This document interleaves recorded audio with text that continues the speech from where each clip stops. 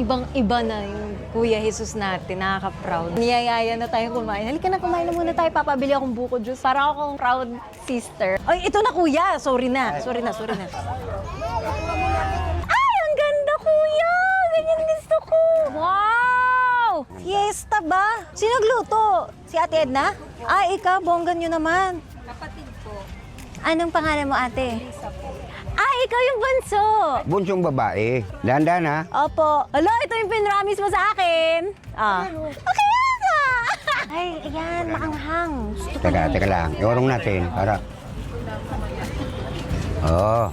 Tapos yung mineral dito.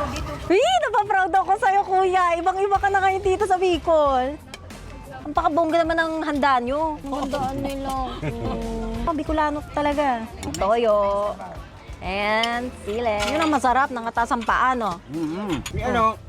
Kumain na kayo. Niyayaya niyo yung mga team namin. Nalaglagan ng alublock. Ha? Hindi na siya naayos. So pag ginanon mo, ganun na talaga. Ganun.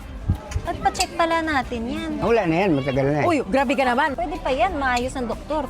Matagal na to eh. Very kuya na talaga siya sa akin. Bro, sorry tabi. Kami na ni Kuya Jesus. Saan tayo punta, kuya? Ikot mo naman ako. First time ko sa Bicol eh. Taligaw doon sa tiyahin ko. Inikot mo naman ako sa pamilya mo talaga, kuya. Ano ba yan? No, para gusto nila makita kayo.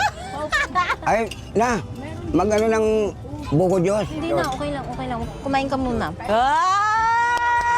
Ano ng panso? Sikat ka na talaga? Kumain ka na. Yan, lagot ka ba? Kain ka na. Para sabay-sabay tayo. Bibiliin ko ng buko. Yaman